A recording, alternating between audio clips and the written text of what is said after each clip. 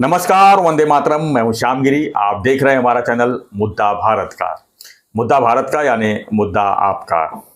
मुद्दा है महाराष्ट्र के पॉलिटिक्स का। जी हाँ, महाराष्ट्र की पॉलिटिक्स की बात करें तो आज का हमारा वीडियो है राज ठाकरे जी के ऊपर। जी हाँ, राज ठाकरे जी भी अब लोकसभा तैयारी में लगे हुए हैं। लोकसभा तैयारी की बात करें तो राज ठाकरे जी किसके लिए तैयारी कर रहे हैं वो भी एक सस्पेंस बना हुआ है। किसके विरोध में है, किसके पक्ष में है, किस तरह गेम चेंज किसके लिए होंगे, इन्हीं सब विषयों पर हम चर्चा करेंगे। लेकिन चर्चा करने से पहले मेरा एक रिक्वेस्ट है, चैनल को आपने सब्सक्राइब नहीं किया रहेंगे तो चैनल को सब्सक्राइब कर लीजिए ताकि हम राजनीतिक मुद्दों को जो है आप तक जल्दी जल्दी पहुंचा सकूं। तो आगे बढ़ते हैं। राज ठाकरे मेरा भी अनिल थत्ते गगन बेदी हाँ। भी सब्सक्राइब करो और फेसबुक अनिल थत्ते और फेसबुक अनिल थत्ते गगन बेदी, दो फेसबुक है मेरे, बाकी भी सब जगह हूं मैं, आप चेक करते रहिए। सर, अब हमारा सवाल है ये कि राज ठाकरे जी भी लोकसभा तैयारी में इस बार फिर से लगे हुए हैं। पिछली बार भी वो चुनाव में मतलब खड़े तो नहीं थे लेकिन लोगों के प्रचार कर रहे थे मोदी के खिलाफ। जी, मोदी के खिलाफ ऐसा लगता था कि पहले चुनाव में मोदी के साइड में थे। तो इस बार सर उनका गेम चेंजर क्या रहा है, किसके लिए है गेम चेंजर उनका, और कौन उनको इस्तेमाल कर रहा है कि या वो किसी को इस्तेमाल होने वाले, क्या लगता है? सर, मुझे ना एक अलग ही सवाल आपको पूछना है, क्योंकि मैं तो मराठी हूँ जी, और मराठी होने के नाते मराठी कोई भी आदमी है सर, उसका दो वीक पॉइंट रहता है।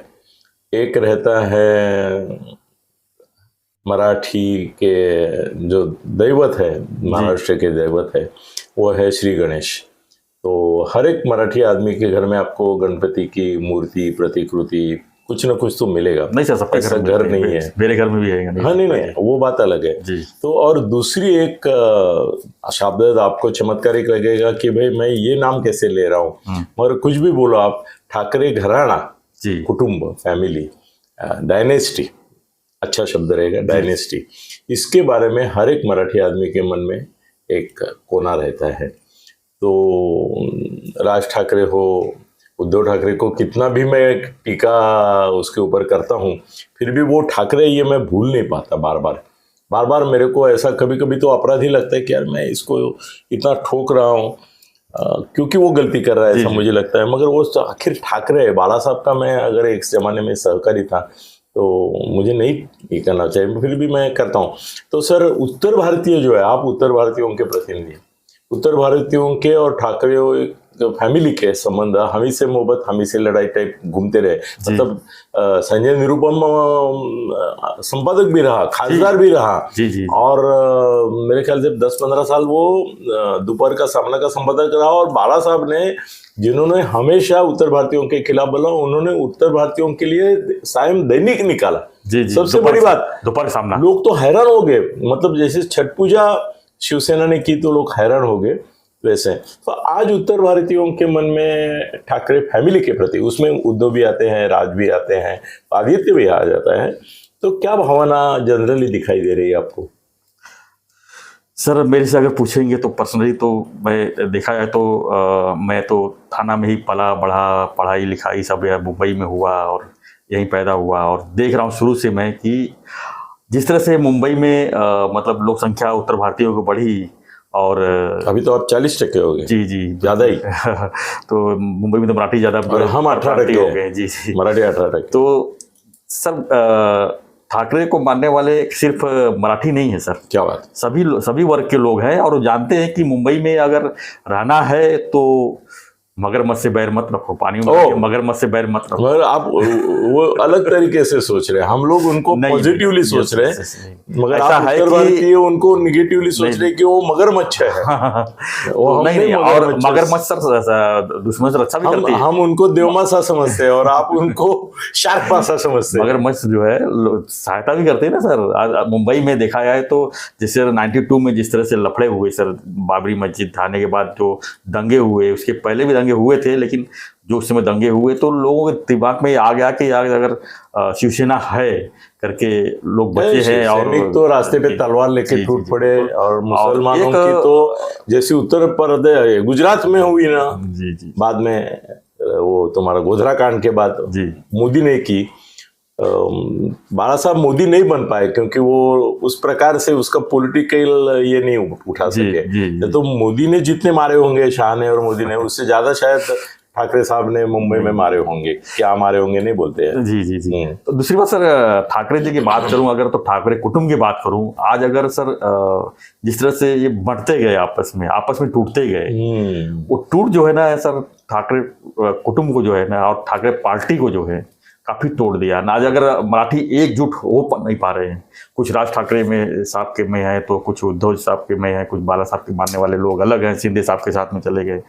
तो जो टूट हुई है सर, अगर आज टूट नहीं होती थी तो आज जो है, मैं दावे के साथ कहता हूँ, बीजेपी इतना स्ट्रांग नहीं होती थी महाराष्ट्र में सर। ये महाराष्ट्र की शोकांतिका है कि जो दो फैमिलीज महाराष्ट्र की एक रोल मॉडल फैमिली थी, जहाँ ऐसा जैसे छत्रपति का घराना, पेशवेओं का तो ब्राह्मण होने के कारण अभी ये हो गया, निरस्त हो गया, मगर पवार और ठाकरे और दोनों में फूट हो गई।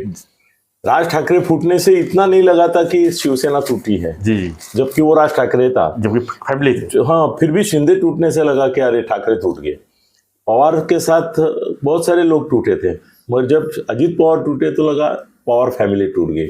तो आपके सत्ता ही टूट गया ना, सत्ता ही टूट गया ना सर। सत्ता से ज्यादा सर लोगों के हृदय में उनका एक जो स्थान है, मान है, सम्मान है, उसमें एक थोड़ी कमी आ गई। आज भी मराठी मानुष यही चाहता है कि दोनों भाई एक हुए, और जो मराठी वोट बैंक है एक साथ आके जो है, ताकि नंबर एक पे एक ये ठाकरे कुटुंब का जो शिवसेना है एक हो जावे, और एक फिर से नई शिवसेना जो है तैयार हुए, और एक नया परिभाषित नया चीज लेके जो है लोगों के सामने आए। हमने 6 मिनट और 53 सेकंड इसके ऊपर खर्चा किया। हमारा मूल विषय है राज ठाकरे आज जो करजत में शिविर ले रहे हैं, उसमें उनका भाषण भी हुआ है, मैंने भाषण सुना है। तो उसमें मेरे को ऐसा लगा कि वो थोड़ा सा शिंदे साहब और फडणवीस और इनके प्रति, मतलब सरकार के प्रति वो टीका कर रहे हैं, क्रिटिसिज्म कर रहे हैं, मगर पर्सनली शिंदे और फडणवीस, अजीत दादा के बारे में इतना नहीं, मगर शिंदे फडणवीस को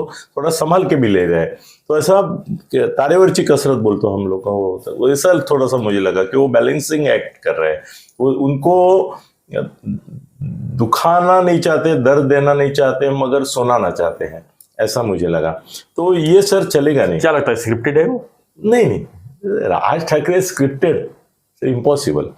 राज ठाकरे को कोई, दुनिया में कोई ऐसा पैदा नहीं हुआ है कि जो राज ठाकरे को स्क्रिप्ट देगा। राज ठाकरे अपने मन की बात बोलते हैं, मन की बात बोलते हैं। मेरा स्क्रिप्ट का मतलब समझे नहीं, वो मन से बोलते हैं, दिल से बोलते हैं। नहीं, मेरा स्क्रिप्ट का मतलब समझे नहीं आपने। किसी ने उनको बोला होगा, नहीं वो सुनेंगे नहीं सर। राज ठाकरे तो किसी की नहीं सुनेंगे, किसी की नहीं। बाला साहब की नहीं सुनी तो बाला साहब होते हुए वो निकल गए ना, फिर भी नहीं सुनी। तो सर कैसे है ना कि मेरे को ऐसा लगता था कि उनको जो रोल अभी विजुअलाइज कर रहे हैं बीजेपी वाले और शिंदे साहब, वो है कि वो सरकार के खिलाफ बोले, मोदी के खिलाफ बोले, शिंदे और सबके खिलाफ बोले, और अपोजिशन का रूप धारण करे कि वो इन प्रस्तावित लोगों के खिलाफ है। तो ताकि हो गया ना सर स्क्रिप्टेड सर, ताकि नहीं, वो भूमिका होना अलग है और स्क्रिप्टेड होना अलग है। स्क्रिप्ट मतलब मैंने लिख के दिया, और एक भूमिका मालूम होना ये अलग है। तो उनकी अपेक्षा ऐसी कि तुम खिलाफ बोलो ताकि शिवसेना के, शरद पवार के और कांग्रेस के वोट टूटे, तो वो उनकी अपेक्षा है। तो वो अपेक्षा पूर्ण करने के लिए उनको एक साथ टूट पड़ना चाहिए था सरकार पे। उन्होंने टीका की, मगर वो टूट नहीं पड़े। शायद अभी समारोह के भाषण में टूटेंगे तो मालूम नहीं, मगर टूट नहीं पड़े। तो ये ऐसा लग रहा था एक गेम चेंजिंग प्लान कोई आएगा इसमें, तो मेरे को नहीं दिखाई दिया सर वो। और आपने तो सुना ही नहीं है, तो इसके लिए आपको मालूम ही नहीं। मगर मेरे को लगा कि राज ठाकरे अभी भी बैलेंसिंग एक्ट कर रहे हैं। वो ओपनली खिलाफ क्यों नहीं जाना चाहते? उनके काम तो हो रहे हैं। शिंदे साहब सर अभी उद्धव ठाकरे के काम नहीं करते, मगर राज ठाकरे जी जाके मिलते भी तो हैं वहाँ पर। मिलना नहीं मिलना सर, देखो 90% काम, मैं मुख्यमंत्री 6 मुख्यमंत्री उनके साथ काम किया हूँ, 99% काम फोन पे होते हैं, मिलके कोई काम नहीं होता है। उल्टा मिलके चर्चा होती है और अड़चन में आता है। अगर ओपनली राज ठाकरे मिलते हैं और बाद में कोई शिंदे काम करते हैं तो लोग बोलेंगे हाँ माओ ऐसा करेंगे। फोन पे सर आजकल ऐसा फोन पे है ना सर, दुनिया फ़ोन पे है, वीडियो कॉल पे है, फेस टाइम पे है, तो मिलने की ज़रूरत ही नहीं है। जब उसकी न्यूज़ बने ये चाहते हैं तभी मिलना है। राज साहब के तो शायद रोज भी, वो एक जमाना था कि उनके बहुत सारे फ़ोन होते थे किसी किन्हीं लोगों के। तो मेरे को लगा कि गेम चेंजिंग प्लान आज रिवील, आज तो नहीं हुआ है, कल शायद हो सकता है, कल तक है शिविर, मगर आज की तारीख में मैं बोलूँगा कि वो अभी तक तो एकदम क्लियर कट यहाँ वहाँ ऐसा नहीं हुआ है, उसके होने की ज़रूरत है। बस सर, अभी 10 मिनट हो गए। नहीं तो आते देख आखिरी सवाल भी कर लेता हूँ मैं। हाँ। सर क्या लगता है लोकसभा में वो किसके लिए नहीं, वो साबित लोकसभा में मेरे ख्याल से 10 के आसपास, शायद 12-15 भी जा सकते हैं या कम भी हो सकते हैं, मगर चुनाव में उम्मीदवार खड़ी करेंगे, इस बार करेंगे। बिल्कुल थाना में भी रहेगा उनका उम्मीदवार, क्योंकि शिवसेना जहाँ पे है वहाँ पे उनकी ताकत है, ये भी सच है, ये भी सच है, सच है। और उनको तोड़ना है, ये भी सच है। तो 10-15 खड़े करेंगे। इस बार ऐसा नहीं होगा कि उम्मीदवार ही नहीं है और प्रचार कर रहे हैं, ऐसे मेरी धारणा है। कल अभी उनका फाइनल भाषण आने के बाद फिर करेंगे हम वीडियो। धन्यवाद। धन्यवाद सर। तो हमारी चर्चा ये थी कि राज साहब की जो है लोकसभा की तैयारी किस तरह की है, किसी के लिए करने वाले या खुद के लिए करने वाले हैं, क्या उनका प्लान है, इसी पर हम चर्चा कर रहे थे। इस चर्चा पर आपकी क्या प्रतिक्रिया है हमें कमेंट बॉक्स में लिखिए और बने रहिए हमारे साथ, देखते रहिए हमारा चैनल मुद्दा भारत का। धन्यवाद। जय हिंद, जय महाराज, जय श्री राम।